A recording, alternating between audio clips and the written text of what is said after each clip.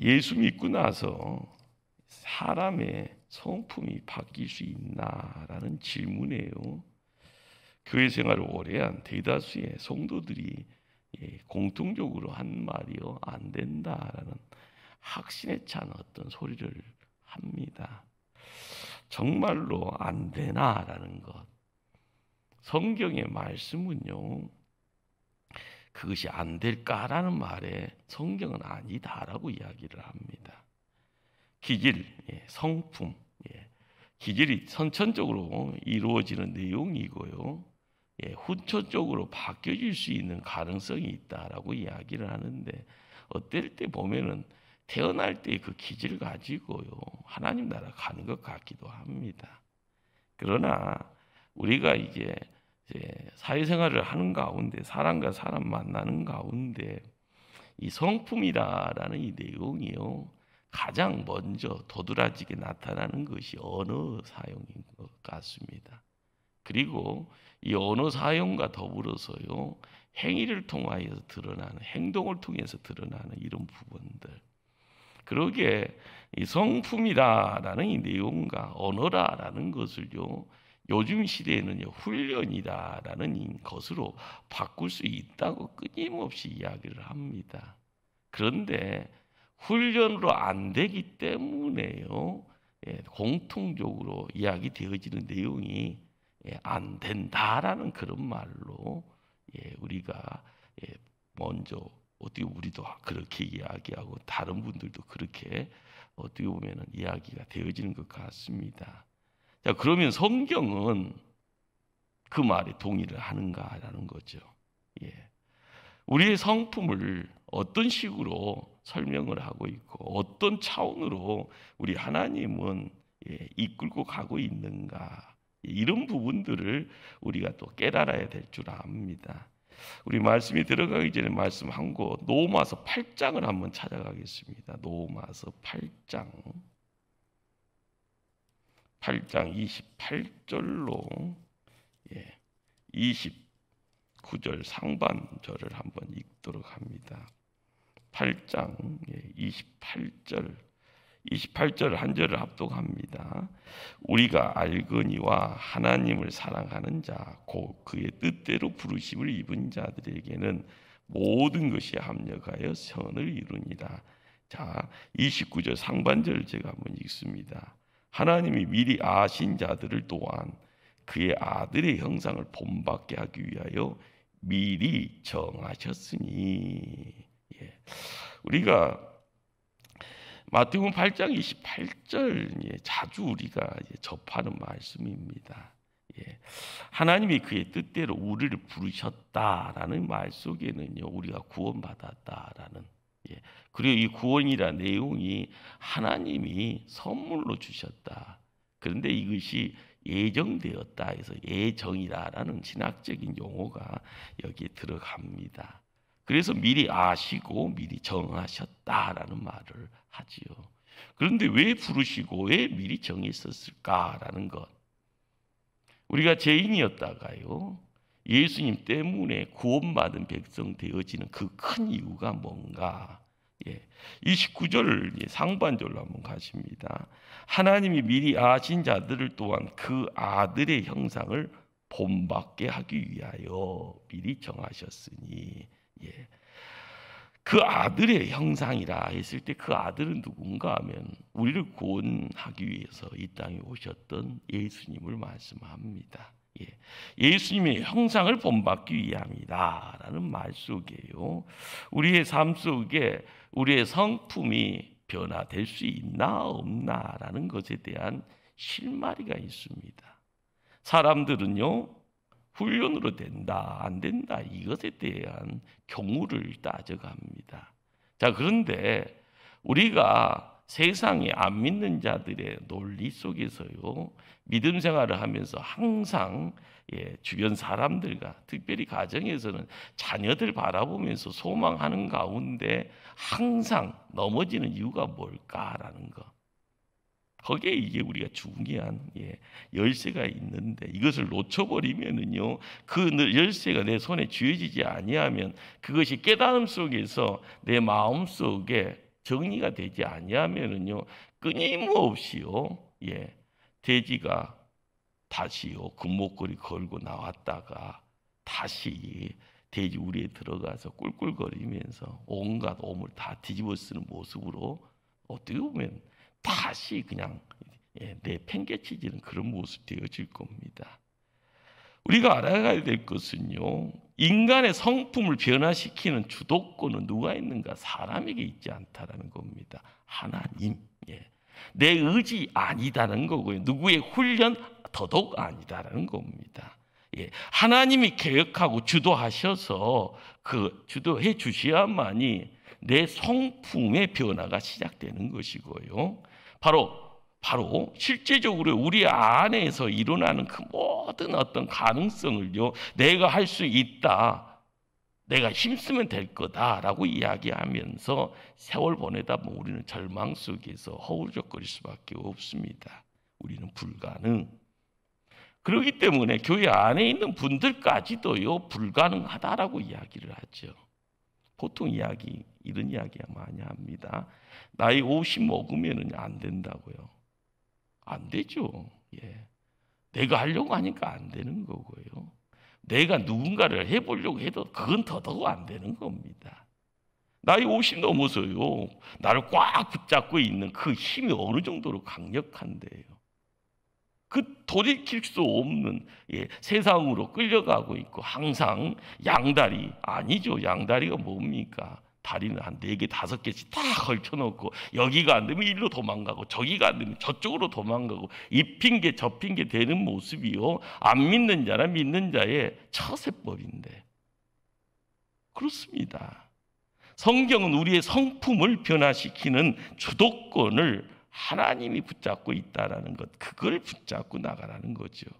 그러기에 하나님이 아들의 형상을 본받도록 우리를 택하여 부르시는 그 자리에 우리가 교회 안에 들어와 있는 겁니다. 그리고 우리가 신앙생활을 하고 있는 거고요. 그러기에 우리가 뭘 배워야 되는가? 예배 자리에서 끊임없이 하나님의 말씀을 듣습니다. 이 들음의 자리에서 오늘은요 마태복음 11장을 찾아가라고 말씀을 합니다. 마태복음 11장을 한번 찾아갑니다. 마태복음 11장 28절 29절 30절 말씀까지 한번 제가 앉아 여러분 앉아 끝절은 한번 합독합니다. 마태복음 11장 신약 페이지 18면 정도가 됩니다. 수고하고 무거운 짐진 자들아 다 내게로 오라. 내가 너희를 쉬게 하리라.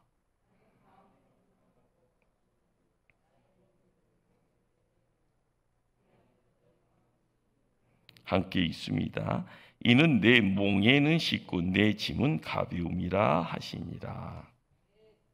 예수님이 말씀합니다. 수고하고 무거운 짐진 자들아 다 내게로 오라. 내게로 오는 가운데 내게로 올 때 뭐가 있다라는 거죠. 그런데 비상적인 접근에 예수님께 나아가는 것의 의미가 뭔가? 그냥 가면 되는가 보다라고 이야기할 수 있죠. 그러나 간다라는 것이 뭘 이야기를 할까요? 신비의 세계의 초대입니다. 예수님이 이 땅에 왜 오셨을까요? 사람들이요 안 보인다고 난리쳤던 거예요. 하나님 가까이서 보고 싶은데 안 보이잖아요 라고 이야기하는 거예요. 그러니까 예수님이 이 땅에 오셨어요. 봐라라고 이야기하는. 그런데 예수님이 와서요 내게로 오라 할 때는요 또 다른 세상으로의 초대입니다. 바로 그게 신비의 세계입니다. 영적 세계죠.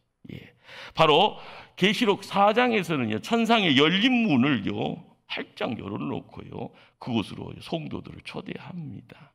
자, 그런데 우리가 성경을 읽어가는 가운데 글자를요 어떤 비상적인 어떤 내용과 거기에 행간의 내용도 이야기하고 그 글자가 또 다른 용도로 쓰여지는 의미에 대한 부분도요 계속 고민해야 됩니다. 여러분들이 갓난 아기였던 자녀가 어느 정도 초등학생이 되면은요 이 말 가지고 싸우잖아요. 그 다음에는요, 세월 좀 지나면 말꼬투리 갖고는 싸우지 않고요. 나중에는 말 갖고 장난을 치는 경우가 많죠. 자, 그런데 우리가 성경을 읽을 때도 마찬가지입니다. 예, 오라라고 하면은 가면 되는데, 근데 간다라는 것의 내용이 뭔가? 어떤 이 방향에 대한 부분들이 아니라요, 목적지에 대한 부분이고요, 또 다른 세상에 대한 초대장이라는 것을 그것을 파악을 하면은 거기에 우리가 어떤 자격을 가지고 갈 것인가에 대한 그런 부분들도 고민을 해야 되죠. 우리가 예배의 주도권이 누구에게 있는가? 내가 왔으니까 내가 다 뭐 하는 것 같잖아요. 이 예배의 주도권은 하나님께 있습니다. 내가 힘들 때도요, 기쁠 때도 와서 하나님 앞에 저 이래요. 그런데 그 부름 앞에 듣지 않고 기닫고요, 눈도 닫아버리고 마음도 닫아버리면 세상에서요, 방황하고 있는 그 모습 자체가 하나님 앞에는 슬픔입니다. 우리가 여기 들어와 있는 것 자체 하나님 자랑거리 되잖아요. 저 좀 보세요. 마음껏 자랑하는 것은요, 하나님도 그것은요, 오케이 할 겁니다.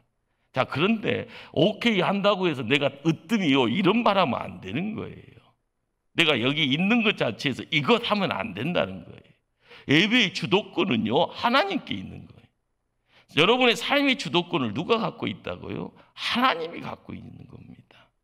우리가 신앙생활 하면서 주도권 싸움을 하면서 내가 뭔가를 해보려고 할 때 내 자아가 살아나고요. 내 자아가 살아나다 보면은 내 마음대로 하다 보면 그것 보고 교만하다라고 이야기를 하게 되는 경우가 10중 8구입니다.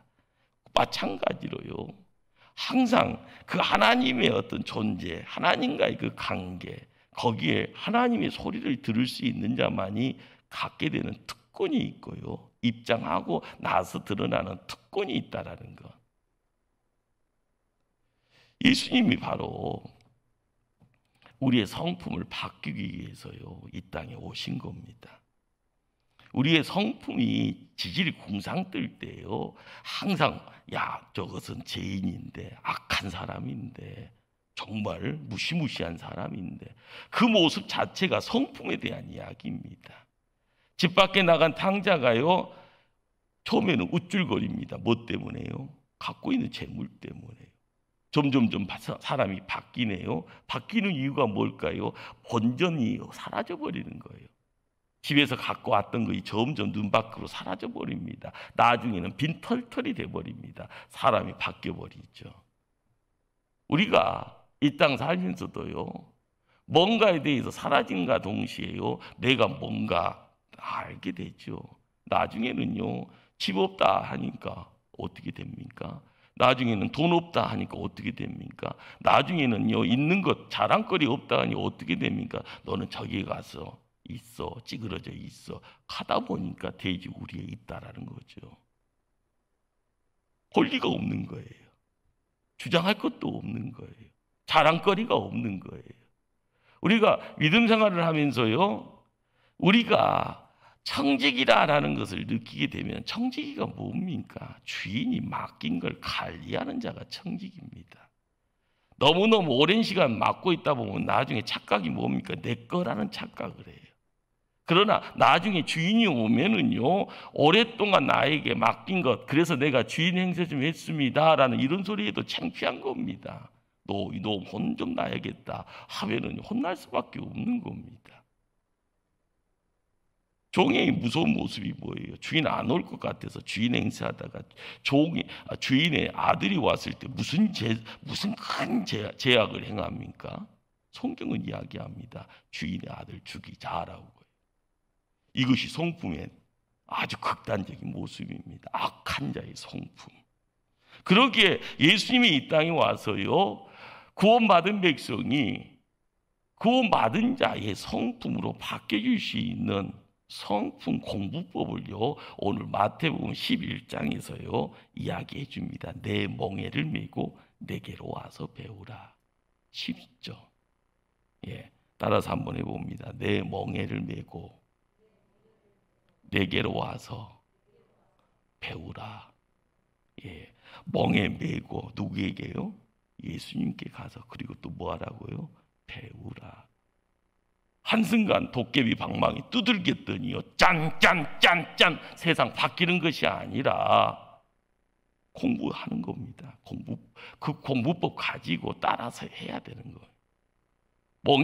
멍해라는 것이 뭐입니까? 말과 소의 목에 얹어놓는 구부러진 막대. 예, 옛날에는 이제 이 밭을 논을 갈 때 항상 보면은 소를 이용하는 경우가 태반이죠. 이게 어떻게 보면은 코에다가 이게 뭡니까? 뭘 이렇게 달아놓고, 그 다음에 이제 멍에를 매게 하고 그 뒤에다 끈을 통해서 이제 밭을 갈 수 있는 도구를 얹어서 이랴 하면서요, 논두렁을 밭을 가는 그런. 자, 멍해라라는 것이 뭘까요?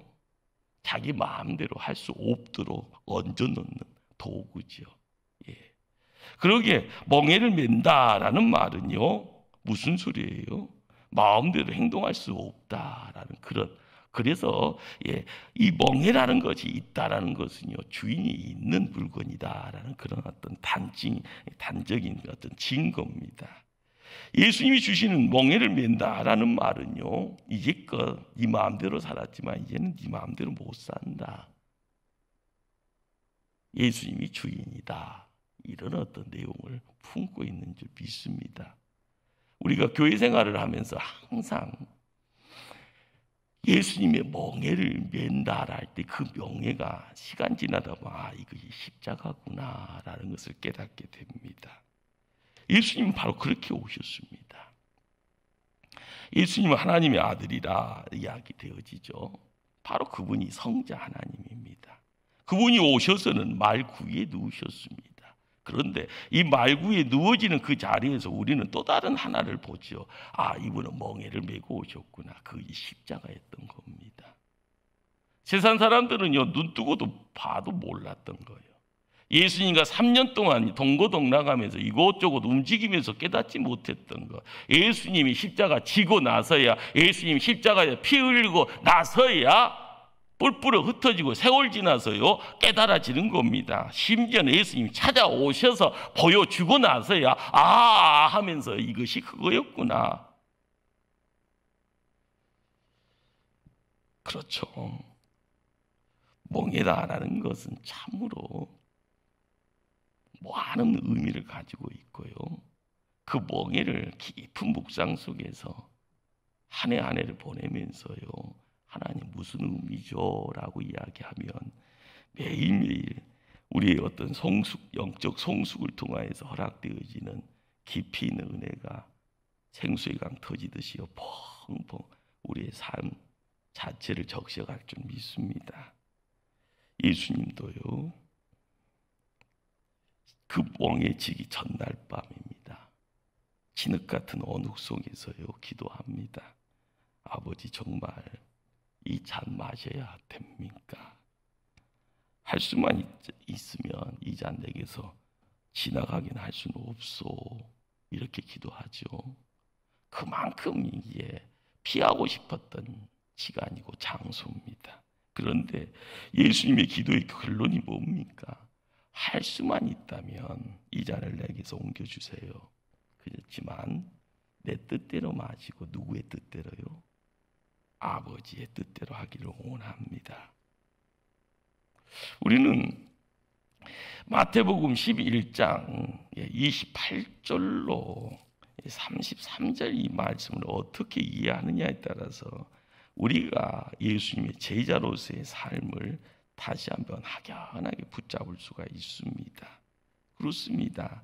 하나님의 뜻 앞에 정직하게 서 있는 것, 그리고 그 뜻을 순응하면서 받아들이는 태도, 이것이 어떻게 보면 제자가 품어야 될 기본적인 자세고요. 그 자세를 마태복음 11장 뭐라고 이야기하는가 봤더니 그것이 오온이고 그것이 겸손이다라고 가르쳐주고 있습니다.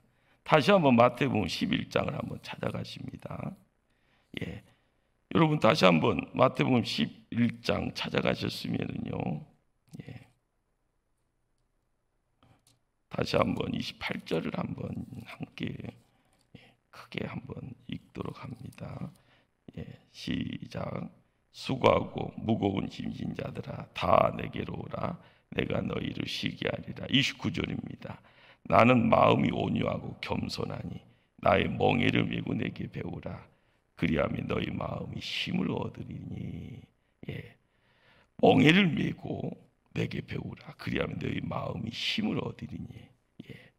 하나님의 뜻, 멍에를 통하여서 이야기되어지는 내용, 십자가의 내용들을 바라보면서 예수님이 겟세마네 동산에서 기도의 자리에서 말씀했던 그 내용, 그 내용이요 우리의 인간적인 성품 안에 들어와서 우리가 예수님 통하여서 구원받은 백성으로서의 인생 터닝을 이뤄나갈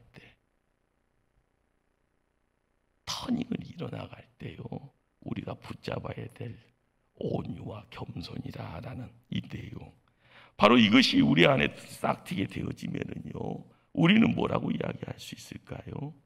예수님 따라가는 자, 제자 이야기할 수가 있습니다. 자, 그런데 온유라라는 이 말 자체는요 보통 깊이 있는 이 말에 우리가 따라가지 못하는 경우가 태반입니다. 온유, 나약하고 힘없이 손해만 보는 그런 어떤 느낌, 그렇게 이야기하죠. 겸손이라는 것이 뭐예요? 교회 안에서도요 겸손이라는 것이 성경적인 겸손보다는 자기를 우쭐대는 어떤 내용 속에서요 말장난하는 경우가 또 어떨 때 많습니다. 어설프게요. 교회 안에서의 온유도요 이게 어떻게 보면 손해 보면서도 참으라라고 참고 있는 사람들 보면 저 사람 온유하기는 온유해. 그런데 그것이 꼭 비양거리는 그런 어떤 이야기입니다. 이 온유라라는 이 단어를 헬라인들께 지금 신약 성경을 쓰면서 무슨 의도를 가지고 그 말을 썼는가 하면은요 보통 두 가지 경우에 이 온유라는 말을 사용을 했다고 합니다. 한 사람이 열이 펄펄, 독감이죠.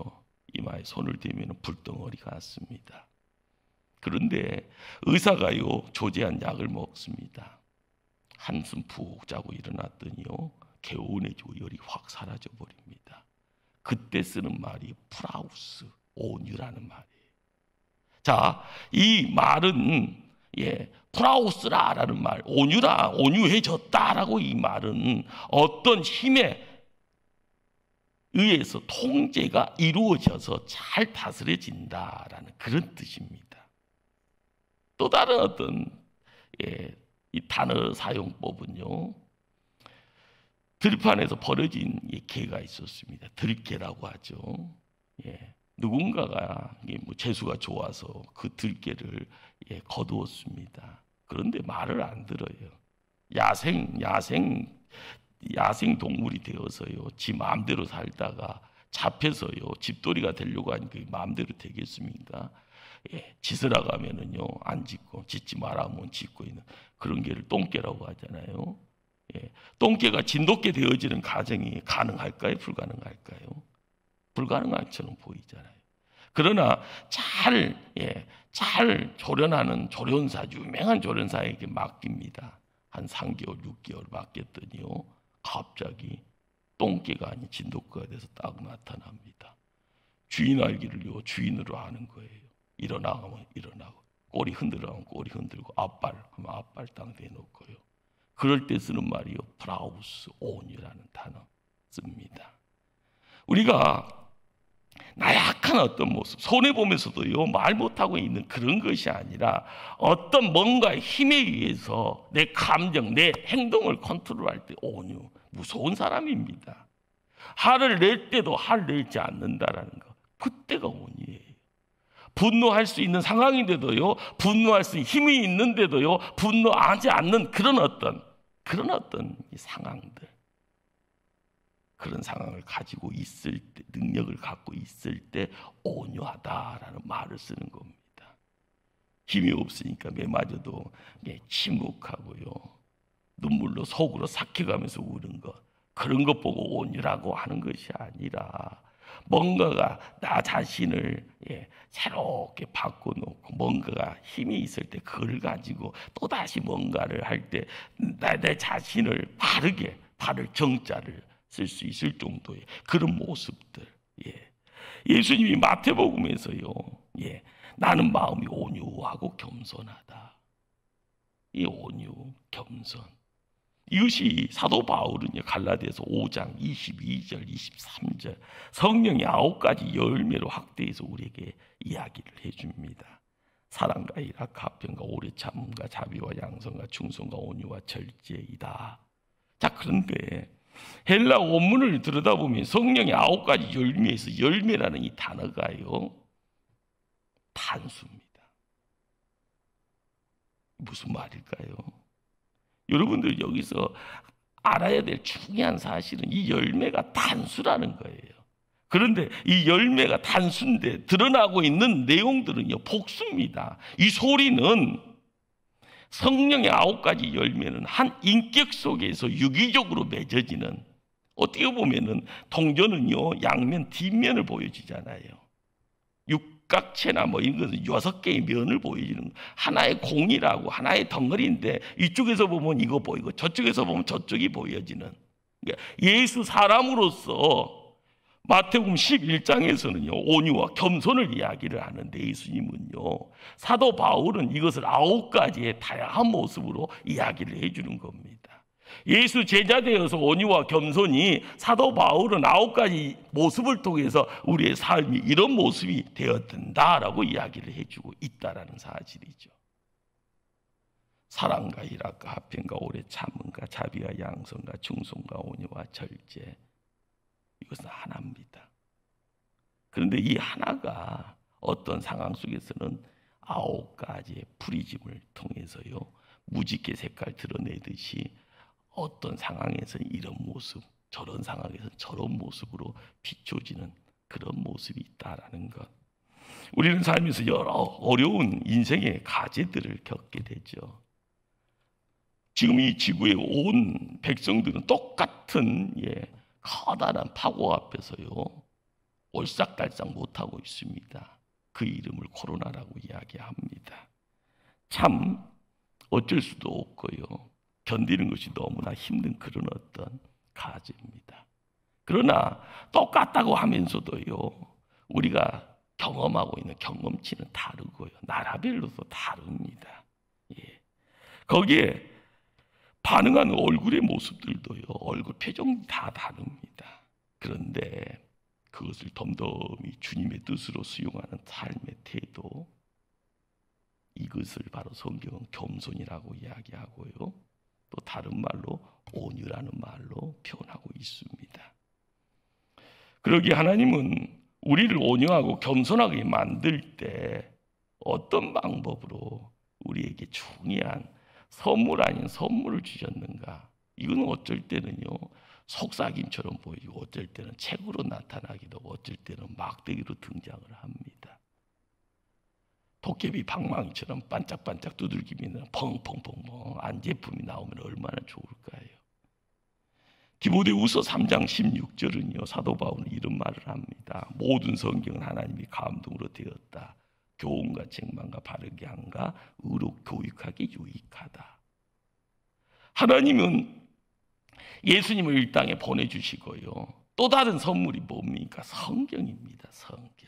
성경을 읽어야 될 이유가 뭔가? 하나님의 감동으로 된 책인지라 그 책을 읽어가는 가운데 교훈, 책망, 바르게 함, 그리고 의로 교육에 유익한 내용들이 넘쳐 있기 때문에 우리가 붙잡아야 되고요, 읽어가는 가운데 하나님은 우리에게 또 선물을 주십니다. 무슨 선물을 주실까요? 세상을 똑바로 바라볼 수 있는 분별력과, 그리고 가치가 뭔지를 바라볼 수 있게 참가치를 얻어갈 수 있는 능력치와, 그리고 가짜인가 참인가 알아가는 분별력을 주십니다. 그러기에 성경을요, 오래전부터 이 말씀을 먹었던 성도들은 세상에서 어떤 모습으로 왕 같은, 제사장 같은 세상의 리더의 자리에 함께 했던 겁니다. 명심하시길 바랍니다. 말씀 읽어야 될 이유가 얼마나 위대한 하나님의 접근인가? 말씀을 읽어야만이 나도 위대해질 수가 있는 거고요. 하나님 계획 안에서 내 자신을 조금이라도 세울 수가 있는 겁니다. 그러기에 성경을 읽는 가운데서 드러나는 내용, 성경을 통하여서 내가 시간 지나서 내 안에 찾아와 있는 그런 은혜의 내용들, 그것이 뭔지를 깨달을 때 그 다음에 환경을 통하여서 찾아오는 엄청난 내용을 통하여 또 다른 나를 만들 수 있다라는 거죠. 온유와 겸손, 예수님의 뒤를 쫓는 자만이 붙잡고 가야 될 내용이고요. 그것은 우리를 태우는 큰 운반 도구처럼 보여지고요. 그 운반 도구에 나를 온전하게 세워놓으면은요, 하나님의 목적지에 올라나갔을 때 온유와 겸손으로 함께할 때 나는 또 다른 하나님의 능력을, 하나님의 권능을 가지고 하나님의 일을 감당하는 사람이 되어지는 겁니다. 그러기에 하나님은요, 우리의 성품을 가지고 만지작 거려요. 어떻게 보면은 이 빚어간다고 할까요? 열심히 빚어가면서 열심히 땀과 열심히 시간을 투자하면서요, 빚어갈 때 시간이 지나면 큰 남들에게 눈에 시야를 빼앗아가는 명품이 되어져 세상에 빛을 발하게 되어질 때요, 야, 대단한 하나님. 그렇습니다. 우리가 믿음이다라는 것이요, 하나님의 선물이다라고 정의 내리는 믿음의 선배들이 많습니다. 하나님의 선물이다. 어떤 분은요, 믿음은 하나님의 끊임없는 설득 작업이다. 이것은요, 성경을 읽어가는 가운데 믿음의 선진들, 아브라함 때부터요, 요즘 특세 기간에 모세 이야기를 계속하는데요, 하나님이 사람을 통해서 끊임없이요, 우리는 자지만 하나님은 주무시지도 않고 끊임없이 만지시고, 만지는 가운데 사건을 통해서 우리를요, 온전하게 올곧게 하나님의 뜻을 감당할 수 있는 일꾼 만드는, 바로 이것이 어떻게 보면은요, 밀당이라고 할 수 있죠. 밀당이요, 밀고 땡기는. 그러나 이 밀당의 내용이 하나님한테 주도권이 있을 때는요, 그것이 설득 작업입니다. 그런데 설득되지 아니하고요, 튕겨져 나가면 세상에 내팽개칠 때는요, 정말 무가치한 존재됩니다. 그러나 설득되어지는 가운데 하나님 편에 세움받으면 아브라함이 아브라함 되는 겁니다. 야곱이 야곱 되어져 나타나고요, 요셉이 요셉 되어져 같은 요셉의 자리를 지킬 때 바로 애굽의 총리로서 이 자리를 지킵니다. 세월 지나서 모세가 모세 되어지는 이유가 뭘까요? 하나님과의 밀당이라는 것을 통하여서요, 가장 중요한 것은요, 성품이 만져지는 겁니다. 더럽고 정말 남들하고 사귈 수 없는 성품 갖고 있더라도 하나님이 만들어질 때, 카리스마가 등장할 때, 하나님의 어떤 권세를 드러내는 자 되어질 때, 하나님의 백성들을 끌고 나갈 때, 광야에 60만이라는 큰 무리들을 끌고 나가면서도요, 드러나는 모습이 뭡니까? 우리 하나님 위대하시다라는 것 드러냈던 겁니다. 우리 하나님 만지십니다. 그 만짐의 자리에 욥이라는 믿음의 선진이 있죠. 그런 남들에게 시작은요, 존경받는 의인이었습니다. 세상에 많은 것을 갖고 있는 부자 소리 듣는 그런 으뜸의 산꼭대기에 있는 그런 사람입니다. 그러나 사단이 하나님 편에요, 그 믿음이 진짜인가 가짜인가 한번 시험 한번 해봅시다 내기하죠. 바로 거기에서요, 있는 거 다 뺏겨버리는 그 자리에서 긴 어떤 터널에, 어둠의 터널을 지나고 나서 자기의 신앙이 한꺼풀 벗겨지면서요, 고백한 내용이 뭡니까? 내가 죽게 대하여 귀로만 듣고만 하였사오나 이제는 눈으로 주를 배움나이다. 욥기 42장 5절 말씀입니다. 욥의 신앙의 이 고백이요, 자기가 1장에서는요, 피상적으로만 주시는 복 관리하는 그런 모습이었는데, 나중에는 그 믿음이 진짜냐 가짜냐, 그 가운데 있는 것도 없는 것, 환경이 바뀌고 육신의 고통이 찾아옵니다. 그러나 그 고난이 그를 깊이 있는 자 만들었습니다. 그 고난이요, 하나님은 변치 않는 분인데 가까이 계신 분이라도 그분을 볼 수 없었던 그 욥이요, 이제는 욥이 하나님을 대면합니다라고 이야기를 합니다. 그렇죠. 우리가 이 시대에 살아가면서 하나님은 항상 우리의 마음을 두들기십니다. 내가 마음은 열어야지 들어오시지 않습니까? 마음은 열고 모셔야만이 나하고 먹고 마시고 등질 수 있잖아요. 우리가 알아야 될 내용이요, 내 성품이 바뀌어지는 것은요, 내가 하는 것이 아닙니다. 하나님이 하십니다. 우리가 주변 믿음의 지인들을 바라보면서요, 믿음의 후배들을 바라보면서, 자녀들을 바라보면서, 손주들을 바라보면서 그 성품 지 애비 닮았다 이런 말 하면 안 됩니다. 맞기도 하고 틀리기도 하겠죠. 그러나 더 큰 뜻이 있다면은요, 하나님의 위대한 뜻을 이끌 수 있는, 드러낼 수 있는 일꾼 되기를 소망한다면 하나님 만져주시옵소서, 새롭게 빚어주시옵소서, 하나님 도구 될 수 있도록 역사해달라고 기도하는 것이 먼저입니다.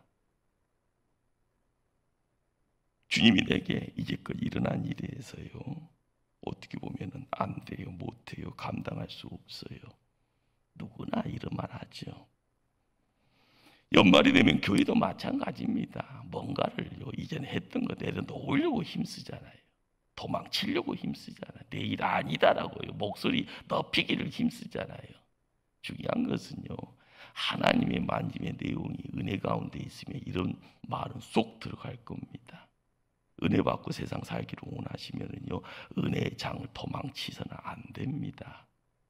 내가 더 힘써야 되고, 내가 더 무릎 꿇어야 되고, 내가 더 눈물을 흘려야만이 우리의 삶이 바뀌어질 줄 압니다. 그러기에 나를 중심으로 일어나는 삶의 어떤 변화들, 그것을 이상 다 생각하지 않고요, 그러려니 하는 가운데 하나님의 뜻이 있겠다 이런 생각 가지고 영안을 열리기를 소원할 때 우리는 온유와 겸손이라는 단어를 드러내는 하나님의 사람이 됩니다. 아주 오래전에 최권능 목사님이요, 평양 부흥시대의 한 축을 감당하면서 뚫리면 예수 천당을 이야기를 합니다. 왜 그랬을까요? 그 안에 예수 천당에 놀라운 비밀을 품고 있었기 때문에 뚫기만 하면 예수 천당이라 이야기했던, 불신 지옥이다라고 이야기했던 자동 발언기가 되어지는 거죠. 우리가 지금 예수님의 멍에를 메고요, 예수님께 가까이 가고요, 예수님께 배우기를 힘써가는 그 초대장을 다 한 장씩 받았습니다. 그걸 가지고 인생의 삶을 아름답게 꽃피기를 소원하며 그리스도의 향기를 바라는 아름다운 믿음의 종들 되기를 힘써가기를 간절히 주님 이름으로 축원합니다. 기도하시겠습니다.